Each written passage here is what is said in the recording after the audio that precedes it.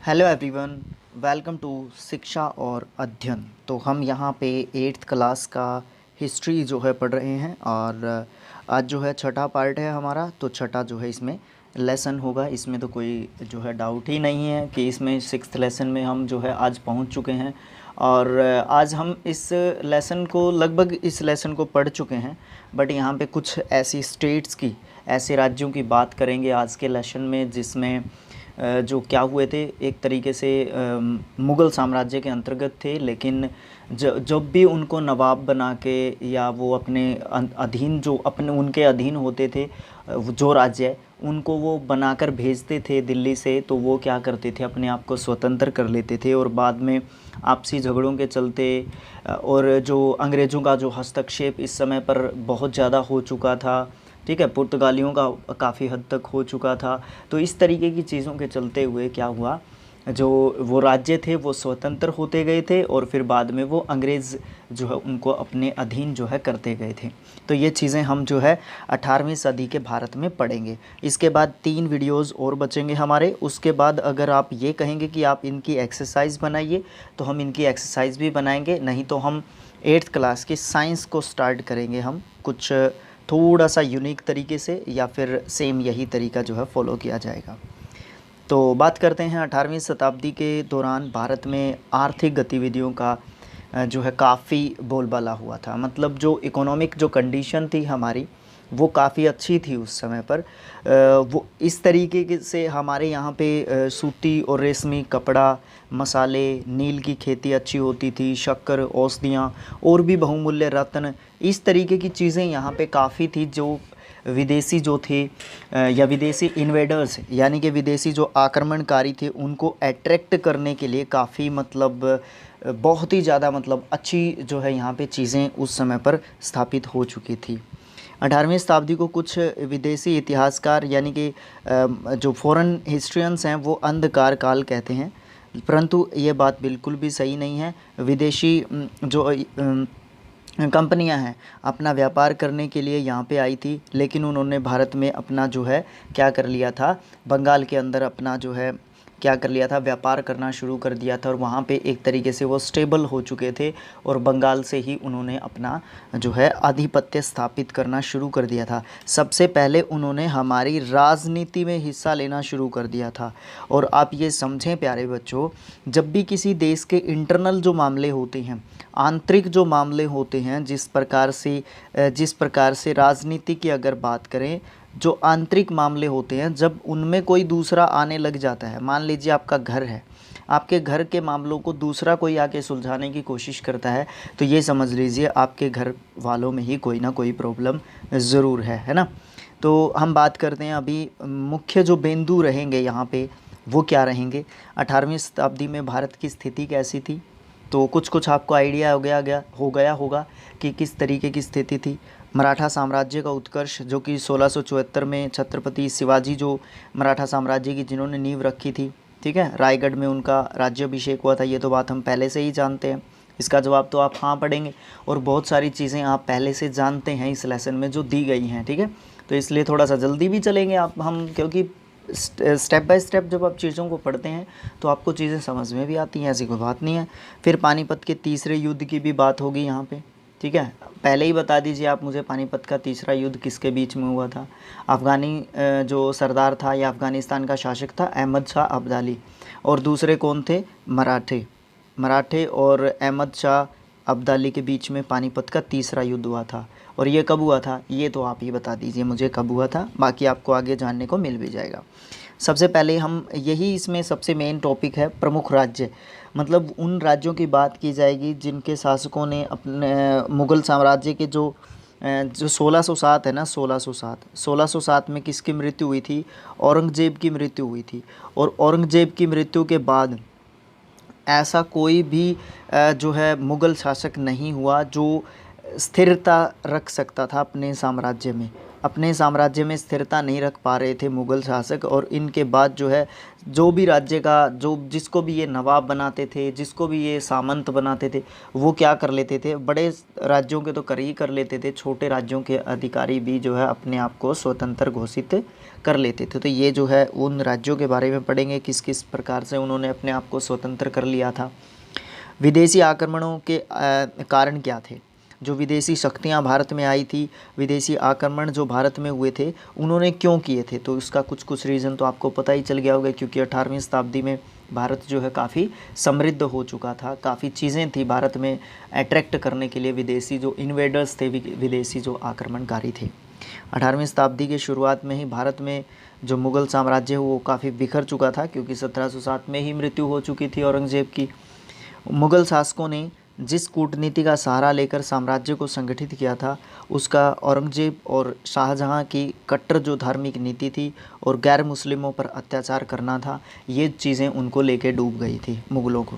परिणाम स्वरूप मुग़ल साम्राज्य के अवशेषों पर अनेक स्वतंत्र राज्यों का निर्माण हुआ। ये राज्य थे अवध, बंगाल, हैदराबाद, कर्नाटक, केरल, रुहेलखंड, बुंदेलखंड, राजपूताना, मराठा, जाट साम्राज्य, पंजाब में सिख साम्राज्य। तो इन राज्यों की इस प्रकार से जानकारी है।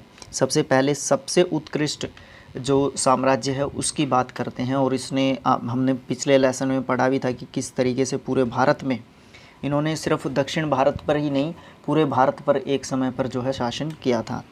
औरंगज़ेब के शासनकाल के दौरान छत्रपति शिवाजी ने स्वतंत्र राज्य की स्थापना की थी 1674 में।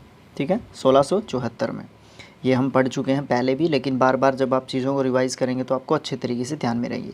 1689 में संभाजी को अपने परिवार के साथ मुग़ल सेना के द्वारा पकड़ा गया था, उसको बंदी बना लिया था। यह भी हम पिछले लेसन में पढ़ चुके हैं चीज़ें। संभाजी का कत्ल कर दिया गया था और उसके बाद उसका पुत्र शाहू, उसको भी बंदी बना लिया गया था।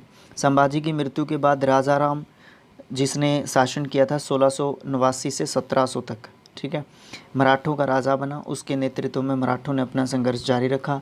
राजा राम की भी 1700 में मृत्यु हो गई थी। उसके बाद राजा राम की मृत्यु के बाद उसकी विधवा पत्नी थी ताराबाई, उसने मुगलों के विरुद्ध जो है अपना संघर्ष जारी रखा। उसका 4 वर्षीय पुत्र था, उसको गद्दी पर बिठाया। उसका नाम क्या था? उसका नाम था शिवाजी द्वितीय। मराठों से संघर्ष करते हुए 2 मार्च 1707 को औरंगज़ेब की मृत्यु हो जाती है, और शाहू औरंगज़ेब के पुत्र आज़म शाह की कैद में था उस समय पर जब औरंगज़ेब की मृत्यु हुई थी। यह छत्रपति शिवाजी का दरबार दिखाया गया है किस तरीके से था। यह क्लियर इमेज नहीं है, बुक में भी इतनी क्लियर नहीं दी गई है, इसलिए यहाँ पे भी इतनी क्लियर नहीं है। तो क्या हुआ था, आज़म शाह जो कि औरंगज़ेब का पुत्र था, और उस समय पर 1707 में औरंगज़ेब की मृत्यु के बाद कुछ समय के लिए राजा बना था, या राजकुमार था, आप ये समझ सकते हैं। इसकी कैद में था जो वो 4 वर्षीय जो शिवाजी द्वितीय था वो। आज़म शाह ने मराठों में फूट डलवाने के लिए संभाजी के पुत्र शाहू को जेल से छोड़ दिया था। अनेक मराठा सामंतों ने महाराष्ट्र पहुंचने पर शिवाजी जो शाहू था, शाहू का बहुत हद तक जो है स्वागत किया, परंतु ताराबाई ने शाहू से किसी भी प्रकार का समझौता करने से इनकार कर दिया था, क्योंकि उससे कहा गया होगा कुछ कि इस तरीके की चीज़ें तुमने करनी है वहाँ पे जाने के बाद, लेकिन उसकी जो माँ थी ताराबाई, उसने सभी चीज़ें मानने से बिल्कुल इनकार कर दिया था। ठीक है, उसके बाद जो है आगे देखते हैं हम। ताराबाई ने शाहू से किसी भी प्रकार का समझौता करने से मना कर दिया। मराठों के 2 भाग हो गए थे फिर उस समय पर। पहला जो भाग था वो सामंत शाहू के खेमे में आने लगा। 1 जनवरी 1707 को शाहू ने सतारा पर अधिकार कर लिया। सतारा महाराष्ट्र में पड़ता है। 12 जनवरी 1708 को सतारा में अपना राज्याभिषेक करवाया। शाहू ने बालाजी विश्वनाथ को अपना पेशवा नियुक्त किया। देखिए, पेशवा का मतलब आप जानते हैं, पेशवा का मतलब होता है प्रधानमंत्री। और जो शिवाजी महाराज थे, शिवाजी महाराज की मृत्यु के बाद जो ये शब्द था पेशवा, ये काफ़ी फेमस हो गया था, और ये जो प्रधानमंत्री होता था इसके अंतर्गत ही सारा मराठा साम्राज्य काम करता था। अब देखिए आगे, तो 2 भागों में बट गए, और फिर बालाजी विश्वनाथ को जो है पेशवा नियुक्त किया। शाहू के शासनकाल में मराठा साम्राज्य तेज़ी से विकसित हो रहा था। मराठा जो है प्रभुत्व काफ़ी बढ़ रहा था। दक्षिण भारत में नहीं बल्कि उत्तर भारत में भी काफ़ी हद तक बढ़ रहा था।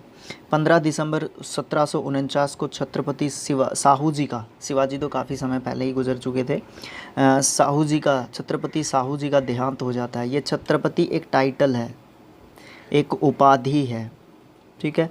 ये सिर्फ शिवाजी को ही, छत्रपति शिवाजी को ही शिवाजी छत्रपति नहीं कहा जा सकता। ये जो है छत्रपति जो है क्या होती थी, एक टाइटल होता था जो कि मराठा जो साम्राज्य का राजा होता था या सम्राट होता था उनको मिलता था। क्लियर है। उसके बाद साहू के शासनकाल में पेशवाओं का उत्कर्ष हुआ। तो साहू के शासनकाल के दौरान, क्योंकि उसने बालाजी राव को जो है बालाजी विश्वनाथ को जो है क्या बनाया था, उसने अपना पेशवा बनाया था। तो इस समय तक यानी कि साहू की मृत्यु के बाद पेशवा जो कि एक पद प्रधानमंत्री का पद होता था, बाद में वही जो है क्या करने लग गए थे, वंशानुगत करने लग गए थे चीज़ों को। तो वंशानुगत होने के बाद जो है एक लायक जो राजा होता था उसका ऊपर आना थोड़ा सा मुश्किल काम हो जाता था। इसी कारण से जो है यही जो है मेन कारण माना जाता है मराठाओं की जो पराजय हुई थी उसका, या सम्राट समाप्त हुआ था उनका शासन उसका। महाराष्ट्र को न केवल राजनीतिक स्थायित्व बल्कि शांति प्रदान की जो पेशवा थे उन्होंने मराठा राज्य को तेज़ी से विस्तारित भी किया। मराठा शक्ति न केवल दक्षिण में बल्कि उत्तर भारत में भी काफ़ी फैली। बालाजी विश्वनाथ और बाजीराव महान पेशवा बने। मराठा जो संघ है उसकी स्थापना की बालाजी ने। उसके बाद शिवाजी ने अपने शासनकाल में प्रशासनिक जो कार्य होते थे वो अष्टप्रधान करते थे। अष्टप्रधान मतलब 8 लोग होते थे, 8 लोगों की कमेटी होती थी। उसको जो है अलग अलग तरीके से जो है कामों को जो है उनके बीच में बांट दिया गया था और वो करते थे। और उनको उस समय पर क्या होता था, नकद वेतन मिलता था। और शिवाजी ने कभी भी ना किसी को जागीर प्रथा अपनाई और कभी भी जो है इस तरीके की जो है चीज़ें, और ना ही कभी भी पदों को क्या किया, वंशानुगत किया। वो जो है काबिलियत के हिसाब से पद देता था और काबिलियत के हिसाब से ही जागीर वगैरह या जो भी है वेतन वातन सब चीज़ें जो है नकद की जाती थी। लेकिन जैसे ही शिवाजी की मृत्यु होती है ये नकद व्यवस्था जो है ख़त्म हो जाती है, उसके बदले में जागीर प्रथा शुरू हो जाती है। 1719 में संधि हुई थी। किस किस के बीच में हुई थी? 1719 में संधि हुई थी मराठों और मुग़लों के बीच में, ठीक है। मराठों और मुग़लों के बीच में संधि हुई थी। ये लास्ट लेसन में हमने ये चीज़ पढ़ी थी, पिछले पाठ में हमने ये चीज़ पढ़ी थी। तो इससे है ना बहुत हद तक क्या हो गया था, मराठों की शक्ति बहुत हद तक जो है कम हो गई थी। और इसको एक और चीज़ बोला जाता है, मराठों का मैग्ना कार्टा। अब तो आप समझ ही गए होंगे, मराठों का मैग्ना कार्टा इस संधि को बोला जाता है। 1719 की संधि मुग़ल और जो है मराठों के बीच में ये संधि हुई थी, ठीक है।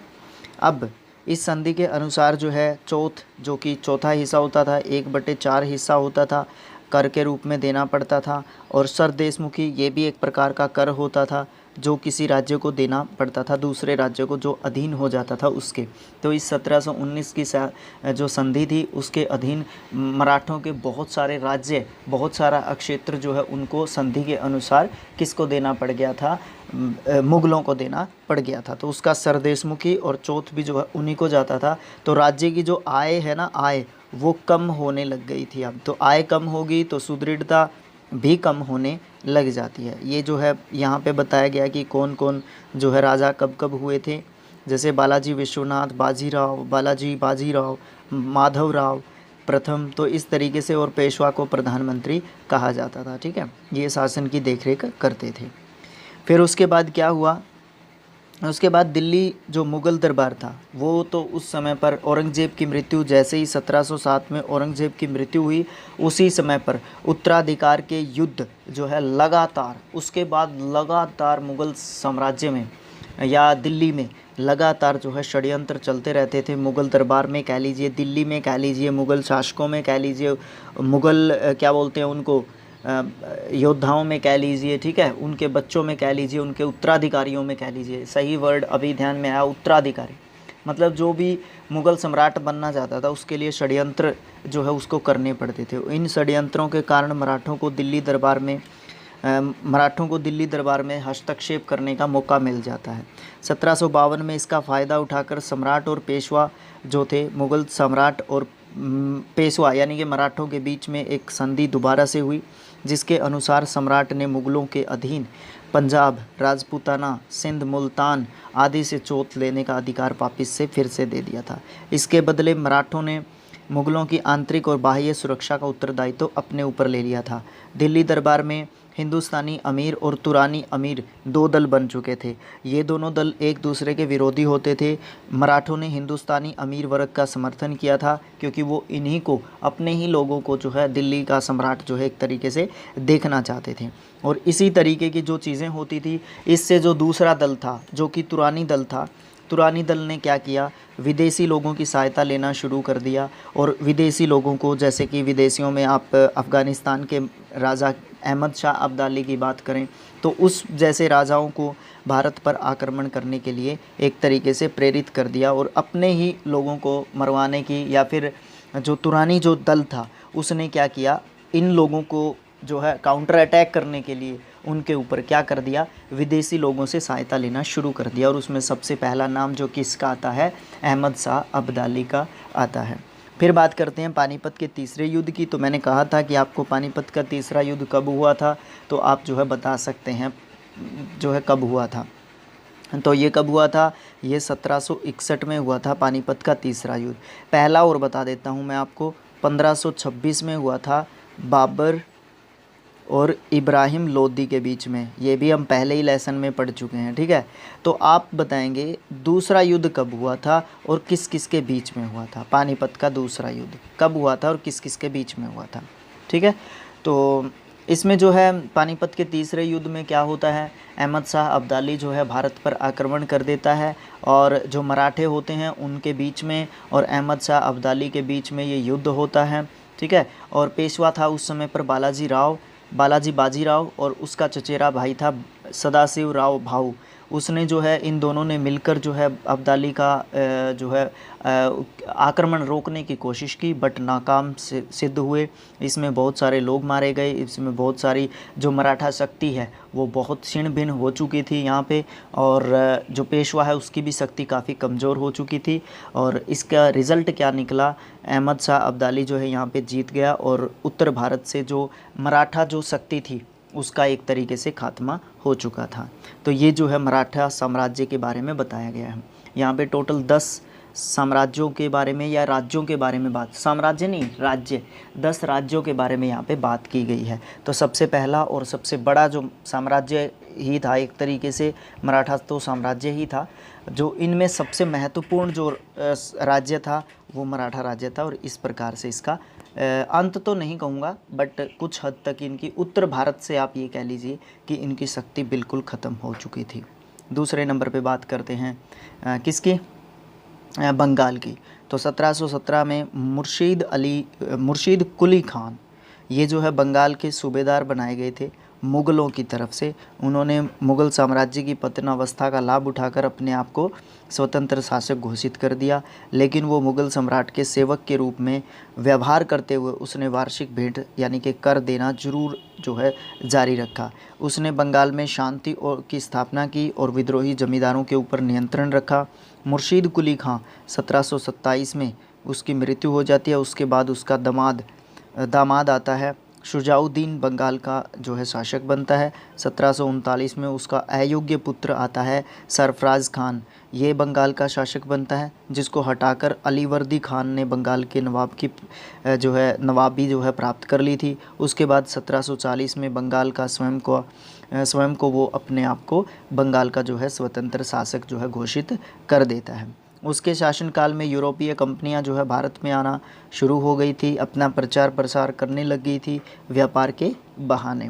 फिर उसने जो है अपने शासनकाल के दौरान अंग्रेज़ों और फ्रांसीसियों को अपने जो है कंट्रोल में रखा, और अंग्रेज़ों को कलकत्ता और फ्रांसीसियों को चंद्रनगर में अपनी कोठियों की किलेबंदी करने की आज्ञा उन्होंने बिल्कुल भी नहीं दी थी। बाकी जो है वहाँ पे व्यापार करने की आज्ञा उसने बिल्कुल दे दी थी कि आप यहाँ पे व्यापार कर सकते हैं। लेकिन जैसे ही उसकी मृत्यु होती है उसी समय पर सिराजुद्दौला जो है बंगाल के नवाब बनते हैं। अलीवर्दी खान ने अपने उत्तराधिकारी सिराजुद्दौला को अंग्रेज़ों के प्रति सावधान रहने के लिए कहा था, लेकिन जो सिराजुद्दौला है वो काफ़ी अनएक्सपीरियंस्ड जो है था, उसको इतना अनुभव नहीं था। वो अंग्रेज़ों से संघर्ष जो है करने लग जाता है और नवाब जो था सिराजुद्दौला, उसके द्वारा अंग्रेज़ों की किलेबंदी करने पर नवाब ने जो है क्या कर दिया, अंग्रेज़ों ने फिर उसकी किलेबंदी कर दी, जो कि उनके जो पहले राजा थे, जो पहले जो नवाब थे, उन्होंने जो है इस संधि को मना कर दिया था। तो सिराजुद्दौला के समय पर जो है अंग्रेज़ों ने किलेबंदी कर दी, तो उसने जो है अंग्रेज़ों के कासिम बाज़ार की जो फैक्ट्री थी उसके ऊपर अधिकार कर लिया और अंग्रेज़ों को आत्मसमर्पण करने के लिए मजबूर भी कर दिया। तो फिर क्या हुआ, फिर उन्होंने सोचा कि इस तरीके से इसको काबू नहीं किया जा सकता, इसके प्रति एक षड्यंत्र रचा जा सकता है और उस षड्यंत्र से नवाब को अपदस्थ घोषित करने की एक योजना बनाई। इस योजना में उसका सेनापति और बंगाल के कुछ महत्वपूर्ण व्यक्ति, जिनको कुछ पदों का या कुछ पैसों का किसी भी तरीके का लालच देकर उनको खरीद लिया गया। उसके कारण 1757 में प्लासी के युद्ध में सिराजुद्दौला की हार करवा दी गई और उसको अपने प्राणों से हाथ धोना पड़ा और मीर जाफ़र बंगाल का नवाब बनाया गया। मीर जाफ़र जो है क्या था, बंगाल का नवाब जैसे ही बना 1757 में, मीर जाफ़र जैसे ही बंगाल का नवाब बना तो वो किसका जो है किसके प्रति समर्पित था, जाहिर सी बात है वो अंग्रेज़ों के प्रति समर्पित रहेगा। तो कुछ सालों के बाद मीर जाफ़र को हटा के मीर कासिम को बना दिया गया था नवाब। तो उस ऐसी स्थिति में अंग्रेज़ों ने क्या किया, क्योंकि नवाब तो उन्हीं का था, उन्होंने काफ़ी धन जो है बंगाल से लूटा। मीर कासिम बंगाल का नवाब बना तो वह बंगाल की स्थिति को सुधारना चाहता था, लेकिन अंग्रेज़ों से अनबन होने के कारण अवध के नवाब शुजाउद्दौला से सहायता प्राप्त करने की उसने प्रार्थना की। फिर मुग़ल सम्राट जो है उस समय पर कौन था, शाह आलम। शाह आलम भी उस समय पर वहीं पर था, नवाब क्या बोलते हैं बंगाल में ही था उस समय पर शाह आलम। तो इन तीनों ने मिलकर, देखो इन तीनों ने मिलकर अंग्रेज़ों को सबक सिखाने की एक योजना बनाई। तो 1764 में अंग्रेज़ों से बक्सर नाम की जगह पर एक युद्ध हुआ। इसमें जो है तीनों की जो संयुक्त सेना थी वो हार जाती है। इसके विपरीत या इसका रिज़ल्ट क्या निकलता है, इसके परिणाम स्वरूप बंगाल में जो है कंपनी की जो शासन है और भी ज़्यादा मजबूत हो जाता है, यानी कि अंग्रेज़ों का साम्राज्य जो है और भी ज़्यादा ज़बरदस्त तरीके से स्थापित हो जाता है। सबसे पहली बात तो ये है कि प्लासी की लड़ाई यहाँ पे इम्पोर्टेंट है। प्लासी की लड़ाई ये कब हुई थी, 1757 में हुई थी। ये किसके बीच में हुई थी, अंग्रेज़ों यानी कि ब्रिटिशर्स और सिराजुद्दौला के बीच में हुई थी। ठीक है, एक तो ये चीज़ ध्यान रखनी है। दूसरी यहाँ पे लड़ाई आई है 1764 में। ये कहाँ पे हुई थी, ये बक्सर की लड़ाई है, बक्सर की लड़ाई। ठीक है, ये किसके बीच में हुई थी, ये ब्रिटिशर्स और शाह आलम प्लस शाह आलम, शुजाउद्दौला और तीसरा कौन था इसमें, तीसरा इसमें था मीर कासिम। मीर कासिम, इन तीनों ने मिलकर अंग्रेज़ों के ख़िलाफ़ युद्ध लड़ा था बक्सर में। ठीक है, और ये बक्सर की लड़ाई भी जो है ये तीनों की संयुक्त जो सेना थी वो हार गई थी और ये कब हुई थी, 1764 में हुई थी। अब ये माना जाता है कि भारत में जो अंग्रेज़ी शासन की जो नींव पड़ी थी वो 1757 में प्लासी की लड़ाई के बाद पड़ गई थी, जिसमें सिराजुद्दौला को जो है हरा दिया गया था। अरे मैं गलत तो नहीं बोल गया, हाँ ठीक है, सिराजुद्दौला को हरा दिया गया था। ठीक है, फिर उसके बाद क्या हुआ था, उसके बाद जो है 1798 में लॉर्ड मार्क्वस वेल्जली यानी कि लॉर्ड वेल्जली जो थे उन्होंने सहायक संधि की नीति अपनाई थी। फिर बात करते हैं अवध की। अब बंगाल हो चुका है, मराठा साम्राज्य हो चुका है, अब हम बात करते हैं अवध की। अवध के स्वतंत्र राज्य की स्थापना शादत खान बुरहान उल मुल्क ने की थी। मैं इसको सादत खान कहूँगा, शादत खान ने की थी। उसकी नियुक्ति 1722 में अवध के मुग़ल सूबेदार के रूप में हुई थी। उसने विद्रोही जमींदारों को दबाया और उनके विरुद्ध सैनिक कार्रवाई की और उनको भू राजस्व देने के लिए भी विवश कर दिया था। उसने प्रशासन और सेना को श्रेष्ठ बनाने के लिए बहुत भरपूर प्रयास किए थे। अवध के किसानों की दशा सुधारने के लिए भी काफ़ी प्रयास किए थे और जमींदारों के अत्याचारों से उनकी सुरक्षा करने की कोशिश की थी। 1739 में उसकी मृत्यु के बाद उसका भतीजा होता है सफदरजंग अवध का जो है शासक बना दिया जाता है या बन जाता है। उसने रुहेलों और पठानों के विरुद्ध संघर्ष किया, लेकिन मराठों और जाटों से हाथ मिलाया। और रुघेलों और पठानों के विरुद्ध उसकी जो है सहायता कौन करता था? मराठे और जाट जो है उनकी सहायता करते थे। सफदरजंग ने 1754 तक शासन किया। उसके बाद 1764 में बक्सर के युद्ध में यहाँ का जो नवाब था वो अंग्रेज़ों का जो सिरगर्द जो था शुजाउद्दौला, वो जो है यहाँ का नवाब बना दिया गया था। बात करते हैं राजपूत राज्य की। राजपूतों के बारे में हम पहले भी काफ़ी पढ़ चुके हैं, अब भी देखते हैं। तो क्या है, राजपूतों के प्रमुख राज्यों में मुग़लों की जो मुग़ल जो थे उनकी कमज़ोरी का काफ़ी लाभ उठाया था। मैं बार बार उसी बात का जिक्र कर रहा हूँ। 1707 में औरंगज़ेब की मृत्यु के बाद मुग़ल साम्राज्य जो है अक्षीण हो चुका था, शक्ति बहुत ज़्यादा कमज़ोर हो चुकी थी और मुग़ल दरबार में गृह युद्ध जो है चलते रहते थे। किसके लिए? उत्तराधिकार के लिए। उत्तराधिकार के लिए गृह युद्ध जो है उनके अंदर चलते रहते थे। इस चीज़ का काफ़ी फ़ायदा जो है उठाया और बहुत सारे राजपूत शासकों ने क्या किया, अपने आप को जो है क्या कर लिया, स्वतंत्र राज्य जो है घोषित कर लिया था। ठीक है, इसमें आमेर, मेवाड़ और मेवाड़ के और भी कुछ जो है राजपूत राजा थे, उन्होंने जो है काफ़ी हद तक अपने आप को क्या कर लिया था, स्वतंत्र कर लिया था। सबसे पहले आमेर की बात करते हैं। आमेर का शासक कौन था? सवाई जयसिंह। लास्ट लेसन में हम इसके बारे में पढ़ चुके हैं आई थिंक। सवाई जयसिंह कौन थे? ये जो है राजपूत राजा थे, राजपूत शासक थे और उन्होंने काफ़ी प्रसिद्धि पाई। उन्होंने जो है 1708 में अपने पूरे राज्य पर अधिकार किया और जयपुर जैसे महान नगर की स्थापना की, जिसको आज पिंक सिटी के नाम से जाना जाता है। यूनेस्को की वर्ल्ड हेरिटेज साइट में ये शामिल है और उसने 6 जंतर मंत्रों की स्थापना की थी। उसमें जो है जयपुर, दिल्ली, मथुरा, उज्जैन और 2 और बसते हैं। वो कौन कौन से हैं मुझे कमेंट बॉक्स में लिख के बताइए। उसके बाद वो एक खगोल शास्त्री था और ये चीज़ हम लास्ट लेसन में पढ़ चुके हैं। अब मैं वो सारी चीज़ें आपको बताऊंगा तो काफ़ी टाइम जो है जाएगा उसमें। ठीक है, तो वो जो है सिर्फ़ और सिर्फ लड़ने में ही जो है काबिलियत नहीं रखते थे, वो साइंस एंड टेक में भी काफ़ी जो है क्या रखते थे, विश्वास रखते थे, है ना। तो ये सब चीज़ें जो है उस समय पर सवाई जयसिंह ने की, जो कि आमेर का राजा था। उसके बाद मारवाड़ की बात करते हैं। यहाँ का राजा था अजीत सिंह। इसने भी जो है औरंगज़ेब की मृत्यु के बाद क्या कर दिया था, मारवाड़ को जो है एक स्वतंत्र राज्य जो है मान लिया था। उसके बाद मारवाड़ को अपने अधीन रखने के लिए मुग़लों ने काफ़ी प्रयास किए, लेकिन वो असफल रहे। राजा अजीत सिंह ने अपने पूर्वजों के राज्य को दोबारा से प्राप्त कर लिया था, क्योंकि मुग़लों ने उनके पूर्वजों से छीना था इस राज्य को। फिर बात करते हैं बूंदी की। यहाँ का जो शासक था वो था राव सुरजन हांडा। इसका वंशज था बुद्ध सिंह। कौन था? बुद्ध सिंह। ये कहाँ का राजा था? बूंदी का राजा था। इसने भी अपने आप को क्या कर लिया था, स्वतंत्र घोषित कर लिया था, जिसने आगे चलकर फर्रुखशियर जो कि क्या था, मुग़ल बादशाह था फर्रुखशियर। इसके समय पर इसका समकालीन मुग़ल शासक था फर्रुखशियर।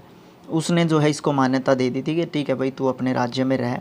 उसके बाद इस वंश ने, यानी कि जो ये सुरजन हांडा जो वंश था, बुद्ध सिंह जो शासक था, इसके वंश ने चित्रकला शैली को काफ़ी आगे विकसित किया और 18वीं शताब्दी पर यहाँ पर कई शासकों ने 18वीं शताब्दी के दौरान जो है यहाँ पे शासन किया। इसमें राजा दलेल सिंह का नाम आता है, इसमें उमेद सिंह का नाम आता है, इसमें अजीत सिंह का नाम आता है। राजपूत राज्य 18वीं शताब्दी में निरंतर विकास और विस्तार करते रहे और इन्होंने अपने साम्राज्य को चरम सीमा तक पहुँचाया। फिर बात करते हैं सिख राज्य की, हमारे पड़ोसी सिख राज्य की। सिख राज्य जो है 18वीं शताब्दी में गुरु गोविंद सिंह की मृत्यु के बाद, अब बात आती है गुरु गोविंद सिंह की मृत्यु कब हुई थी? 1708 में। अरे ये क्या हो गया, पेन कैसे चेंज हो गया, नीला ही रखते हैं। 1708 में गुरु गोविंद सिंह की मृत्यु हो जाती है महाराष्ट्र के नांदेड़ नामक जगह पर। ठीक है, नांदेड़ नामक जगह पर गुरु गोविंद सिंह की मृत्यु हो जाती है। तो उनकी मृत्यु के बाद सिखों का आंदोलन धार्मिक आंदोलन से राजनीतिक आंदोलन में शिफ्ट हो चुका था। इसका मुख्य लक्ष्य क्या बन गया था? बस कुछ भी करो मुग़ल साम्राज्य को ख़त्म कर दो, कुछ भी करो मुग़ल साम्राज्य को ख़त्म करो। जिसमें जो है सबसे महत्वपूर्ण भूमिका सिख जो हमारे 10 गुरु हुए थे उस समय पर, तो ये अंग्रेज़ों के साथ लड़ते ही रहे थे, लेकिन जैसे ही 10वें गुरु जो है गुरु गोविंद सिंह जी बने थे, इन्होंने अगला गुरु, यानी कि 11वां गुरु भी नहीं कहा जाता उसको, लेकिन आगे ये गुरु प्रथा जो है बंद कर दी थी। तो उन्होंने गुरु ग्रंथ साहिब को ही अगला गुरु घोषित कर दिया था। उसके बाद ये कोई गद्दी नहीं होगी, कोई गुरु नहीं होगा, गुरु ग्रंथ साहिब को ही गुरु माना जाएगा। तो वो क्या हुआ था उसके बाद बंदा बहादुर सिंह जो था, उसको बंदा बैरागी भी के नाम से भी जिसको जाना जाता है, उसने जो है सिख जो एम्पायर था या सिख जो रिलीजन था उसको आगे बढ़ाने की भी कोशिश की और एक सैन्य शक्ति के रूप में जो है उसको विकसित भी कर दिया। और उसने क्या कर लिया, उसने जो है लोहगढ़ से प्रथम सिख साम्राज्य की स्थापना की और उसको लोहगढ़ को जो है अपनी राजधानी भी बनाया। अपने सिख साम्राज्य की लोहगढ़ को राजधानी बनाया था। किसने बनाया था? बंदा बहादुर सिंह ने बनाया था। उस समय पर मुग़ल शासक वही था फ़र्रुखसियर। उसने जो है लड़ने के लिए सिखों के विरुद्ध सेना भेजी थी, क्योंकि ये अगेंस्ट हो रहा था उनके।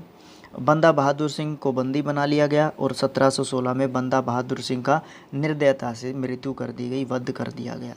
सिखों को अहमद शाह अब्दाली के आक्रमण भी झेलने पड़े। सिखों ने बिना विचलित हुए गुरिल्ला युद्ध प्रणाली, छुप छुप के जिसमें वार किया जाता है, उसको उस युद्ध प्रणाली का यूज़ करते हुए, प्रयोग करते हुए अहमद शाह अब्दाली को खदेड़ दिया था यहाँ से। जैसे जैसे समय बीतता गया 12 मिसलें अस्तित्व में आई। अब इस मिसल शब्द का मतलब क्या होता है? ऐसे सिख समूह जिसमें क्या होता है, जो अलग अलग नायकों के अधीन, यानी कि अलग अलग जो है कौन थे, अलग अलग जो है एक तरीके से क्या बोलते हैं, नेताओं के अधीन, अलग अलग नेताओं के अधीन जो है क्या किया था उन्होंने, अलग अलग नेताओं के अधीन जो है अपने आप को जो अलग अलग स्वतंत्र कर चुके थे उनको मिसल बोलते थे। तो 12 राज्य कह लीजिए आप, पंजाब में 12 जो है छोटे छोटे राज्य थे जो मिसल थे और उन्होंने अपने आप को जो है स्वतंत्र घोषित कर दिया था। तो 12 जो है मिसलें जो है अस्तित्व में आई। राजा रणजीत सिंह की सुकर चाकिया मिसल, ये जगह का नाम है। सुकर चाकिया मिसल सबसे प्रमुख थी, जिसने अफ़गानिस्तान तक के क्षेत्र को जीतकर सिख साम्राज्य में मिला दिया था। रणजीत सिंह ने अपनी सेना का संगठन जो है किस ढंग से किया था? यूरोपियन तरीके से, यूरोपियन ढंग से जो अपनी सेना का संगठन उसने किया था, क्योंकि उसने देखी थी वो सारी चीज़ें और उसी तरीके से उसने अपनी सेना का गठन किया था। बात करते हैं हैदराबाद की, दक्षिण में भी चले जाते हैं। हैदराबाद की स्थापना निज़ाम उल मुल्क आसफ़ ज़ाह ने की थी 1724 में और उसने सैयद बंधुओं के पतन में महत्वपूर्ण भूमिका निभाई थी, जिसके कारण उसको इनाम के तौर पर जो भी उस समय का मुग़ल शासक था उसने दक्षिण की सूबेदारी यानी कि हैदराबाद की सूबेदारी निज़ाम उल मुल्क को दे दी थी। दिल्ली दरबार में गुटबंदी उस समय भी चल रही थी और मुग़ल सम्राट की निर्बलता उसका लाभ उठाकर उसने भी मुग़लों की अधीनता स्वीकार करने से मना कर दिया था। जैसे ही उसको हैदराबाद का निज़ाम बनाया गया था, उसी समय पर जो है क्या कर दिया था, सूबेदार बनाने के बाद उसको सूबेदार बनाते ही उसने क्या कर दिया था, अपने आप को स्वतंत्र राज्य घोषित कर दिया था हैदराबाद को। मुग़ल शासक की अनुमति के बिना ही उसने युद्ध किए, बहुत सारे युद्ध किए और बहुत सारी उसने अलग अलग राज्यों के साथ उसने बहुत सारी संधियाँ की और इस प्रकार से वो अपने राज्य का विस्तार करने लगा। इसके परिणाम स्वरूप बाजीराव ने 1728 में पालखेत में उसके साथ युद्ध किया और बाजीराव ने उसको हराया था। ठीक है, बाजीराव ने उसको हराया था।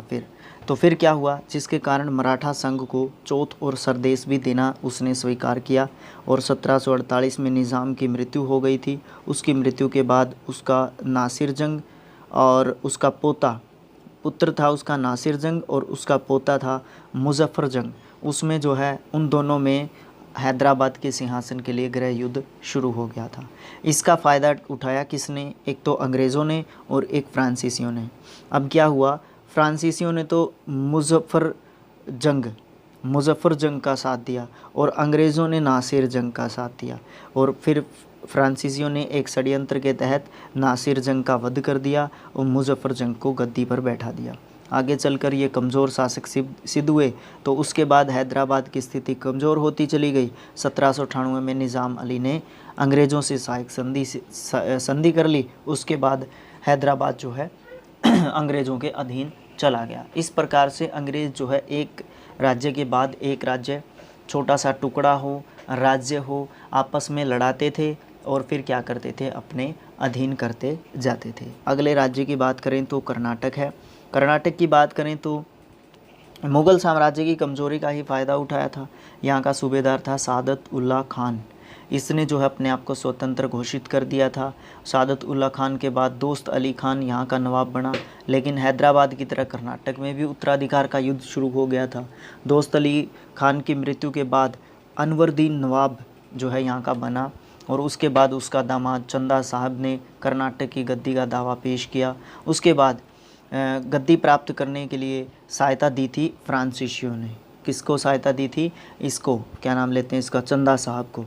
चंदा साहब को फ्रांसीसियों ने गद्दी प्राप्त करने के लिए सहायता दी थी, तो फ्रांसीसियों की उसने शरण ली थी, तो उसने जो है गद्दी प्राप्त कर ली थी। तो फ्रांसीसियों की सहायता से चंदा साहब ने कर्नाटक पर आक्रमण करके अनवरदीन को पराजित कर दिया था, और चंदा साहब जो है इसके बाद नवाब बन गया था कर्नाटक का। वो अंग्रेज़ों को पसंद नहीं करता था।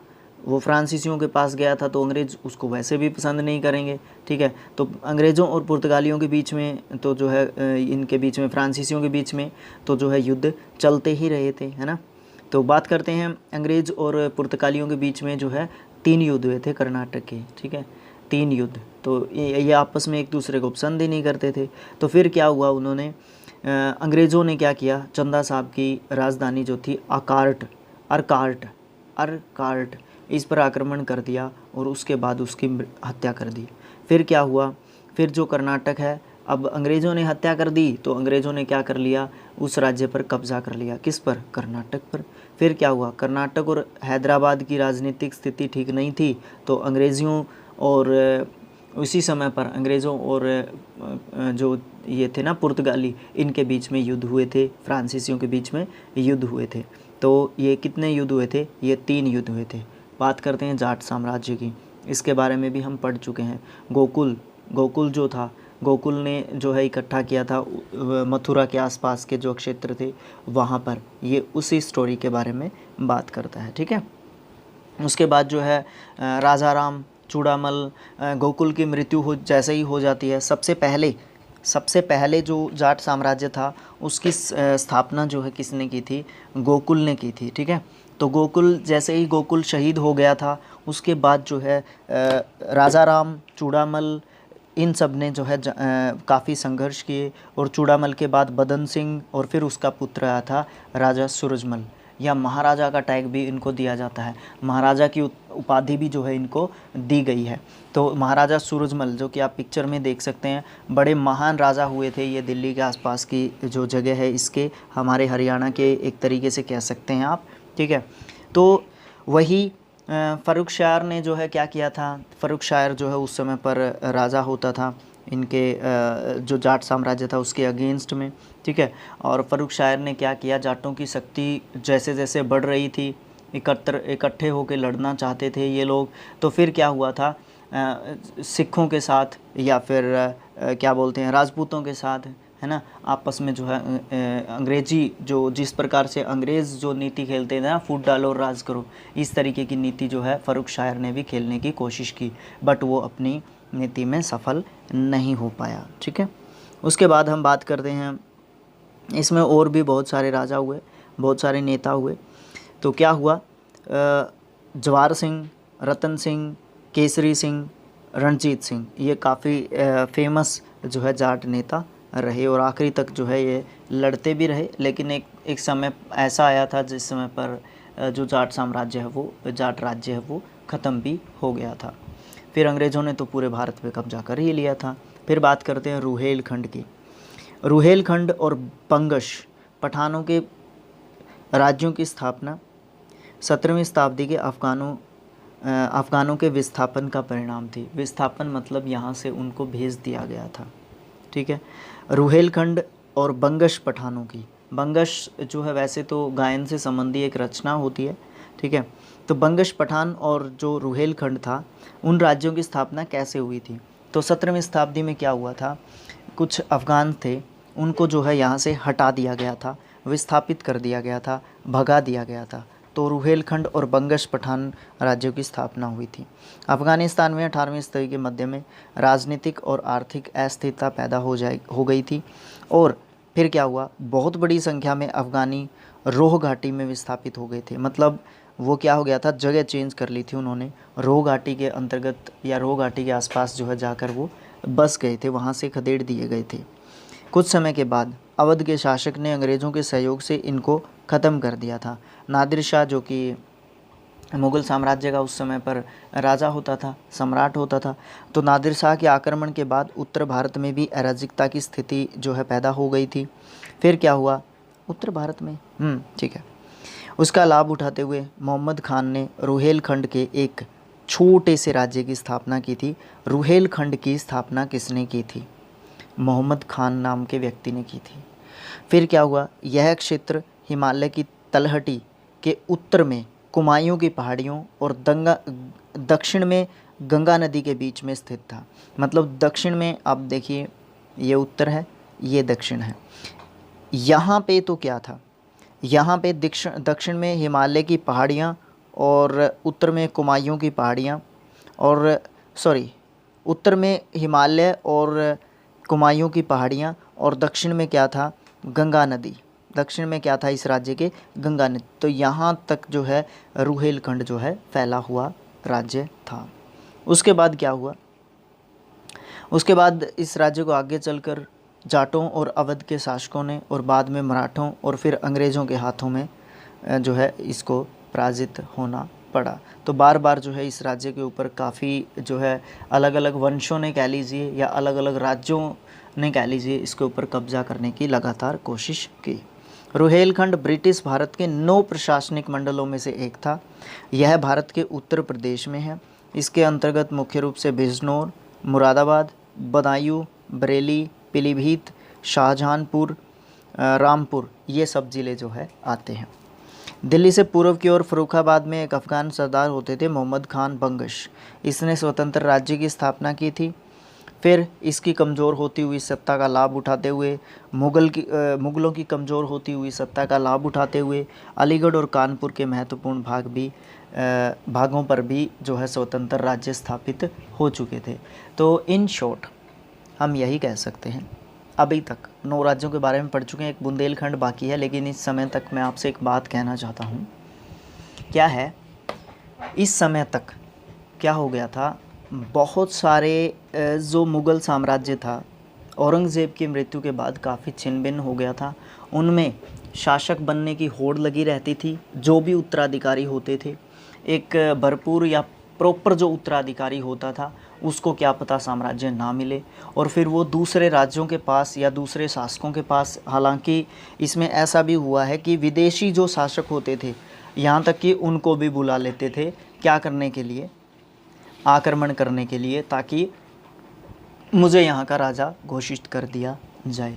तो ये चीज़ जो है हमें देखने को मिलती है मुग़ल साम्राज्य की जो उत्तराधिकारी होते हैं उनके बीच में, यानी कि गृह युद्ध हमें लगातार देखने को मिलते हैं। इससे 2 नुकसान होते हैं, एक तो मुग़ल साम्राज्य कम होता जाता है, घटता जाता है। दूसरी बात क्या होती है, जो पूरा एक साम्राज्य था पूरे भारतवर्ष पर लगभग, तो वो क्या हो जाता है, स्वतंत्र राज्य होने के बाद उन पर जो विदेशी आक्रमण करते थे वो आसानी से उनके ऊपर आक्रमण कर देते थे और जीत जाते थे। दूसरा उनका जीतने का कारण क्या होता था, या तीसरा कह लीजिए, वो क्या होता था, एक छोटा राज्य होता था, एक राज्य दूसरे राज्य से लगातार आक्रमण करता रहता था, एक दूसरे से जलते रहते थे। इन शॉर्ट जो भाषा है, देसी भाषा, उसमें समझने की कोशिश कीजिए।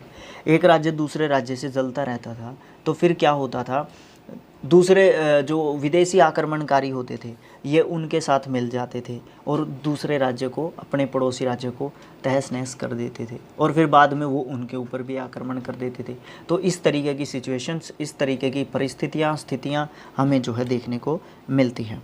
अब बात करते हैं बुंदेलखंड की।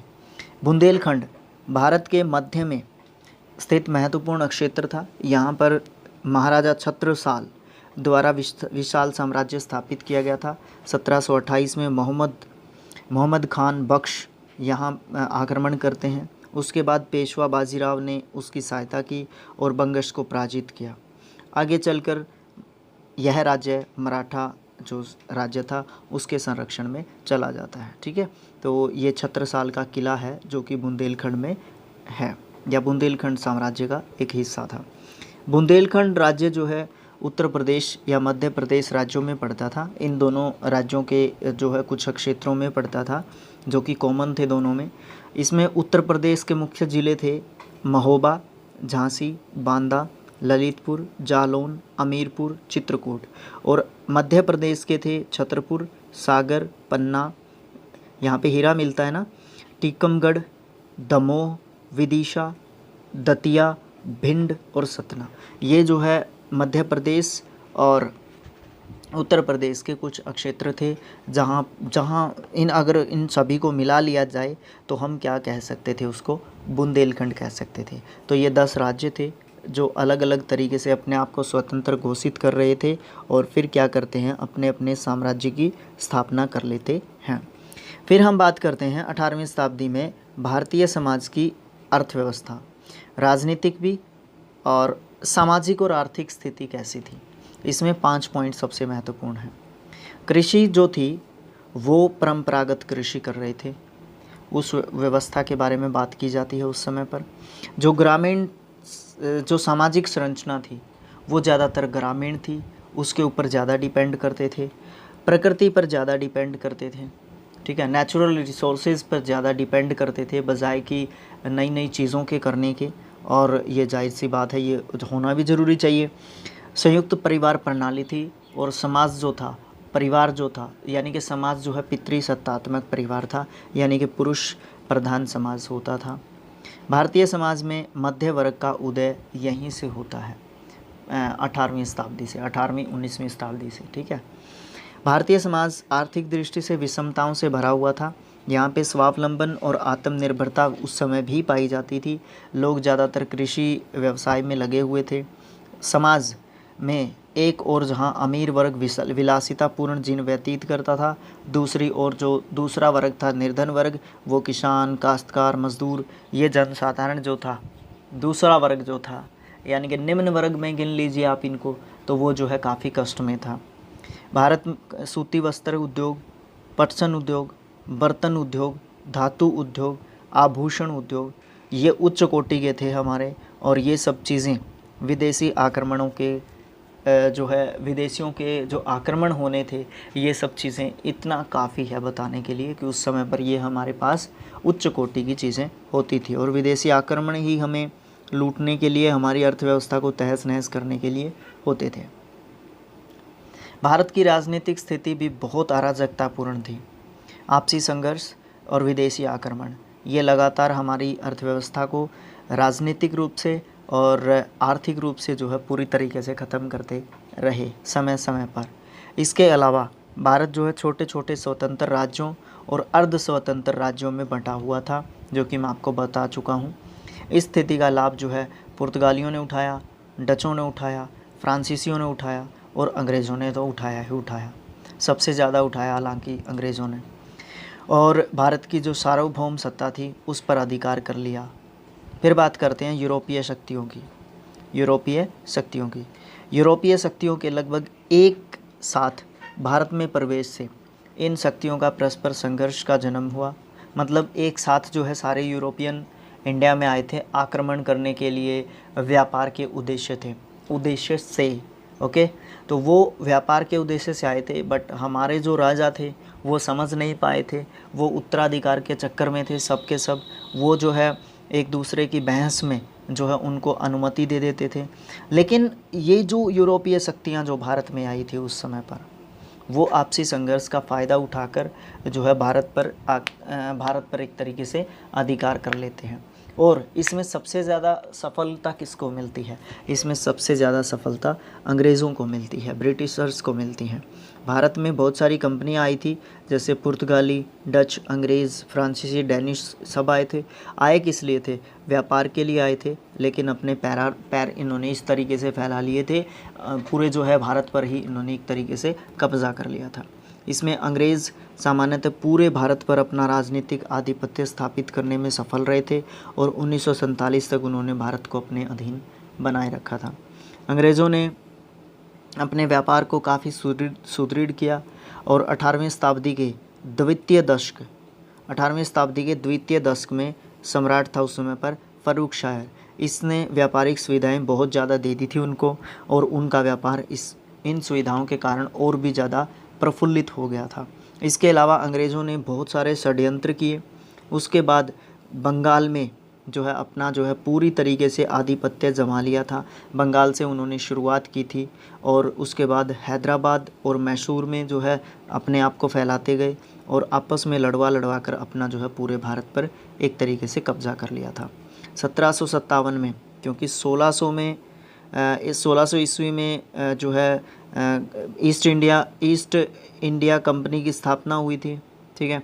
तो 1757 तक प्लासी का जो षड्यंत्रकारी जो युद्ध था उसमें, और फिर 1764 में बक्सर का जो युद्ध था, कर्नाटक और मैसूर के जो युद्ध थे, उसमें जो है भारतीय शक्तियों को आपस में लड़ाकर जो है भारत पर पूरी तरीके से कब्ज़ा कर लिया था, ठीक है। इस तरीके से ये लेसन ख़त्म हो जाता है, लेकिन कुछ पॉइंट्स बचते हैं, अभी जाइएगा नहीं। क्या आप जानते हैं कि 17वीं और 18वीं शताब्दी में भारत में कौन कौन सी कंपनियां भारत में आई थी? इसका जवाब आ चुका है। 1717 में मुग़ल सम्राट फ़र्रुख शाह ने एक शाही फरमान जारी किया था, और उसमें अंग्रेज़ों को अनेक व्यापारिक सुविधाएं दी थी, जिनके कारण आने वाले समय में भारत को भारी आर्थिक हानि उठानी पड़ी थी। पाठ के सार की बात कर लेते हैं। पाठ के सार में क्या है कि 1717 में फ़र्रुख शाह ने ब्रिटिश इंडिया जो ईस्ट इंडिया जो कंपनी थी उसको काफ़ी रियायतें दे दी थी। उसके कारण भारत को बहुत ज़्यादा समस्याएं झेलनी पड़ी थी। भारत में रेशमी कपड़ा, सूती कपड़ा, मसाले, नील, शक्कर, औषधियाँ और भी बहुमूल्य रत्न जो थे, इनके कारण जो है भारतीय दूसरे राष्ट्रों को ललायित करने के लिए काफ़ी जो है ये चीज़ें थी। इसी कारण जो है भारत पर विदेशी आक्रमण हो रहे थे। दूसरा कारण उनके लिए ये था कि हमारे जो राजा थे वो अपनी आपसी दुश्मनी निकालने के लिए बाहर के लोगों को यहाँ पे आक्रमण करने के लिए बुलाते थे, ये भी कारण था। दिल्ली दरबार में गुटबंदी और मुग़ल सम्राट की निर्बलता, इन सब चीज़ों का जो है लाभ उठाकर हैदराबाद के ऊपर जो है निज़ाम उल मुल्क आसफ़ जाह ने 1724 में जो है क्या कर लिया था, स्वतंत्र राज्य स्थापित कर लिया था। ये तो एक अलग बात है, ये तो एक जस्ट एक पॉइंट है। पंजाब में सुकर चकिया मिसल जो था उसके शासक कौन थे? रणजीत सिंह थे। तो ये सार में बताया गया है हमें। उसके बाद ये 8 क्वेश्चंस हैं, और यहाँ पे फिलप्स हैं। प्लासी की लड़ाई खालिस्तान में हुई थी। मारवाड़ में खालिस्तान ने स्वतंत्रता की घोषणा की थी। ये मिलान करने हैं। ये सब एक्सरसाइज अगर आप कहेंगे तो हम बनाएंगे, नहीं तो हम नहीं बनाएंगे। तो ये था हमारा लेसन नंबर 6। उसके बाद लेसन नंबर 7 में यूरोपियन घुसपैठ किस तरीके से होती है, उनकी विस्तारवादी नीतियाँ क्या क्या थी, फिर हम उनके बारे में पढ़ेंगे, ठीक है। तो thanks for watching, thank you so much. मिलेंगे नेक्स्ट पार्ट में। Thank you so much. और जाने से पहले शिक्षा और अध्ययन को सब्सक्राइब ज़रूर करें, ठीक है, ताकि हम और भी एनकरेज होकर वीडियो डालते रहें। Thank you so much.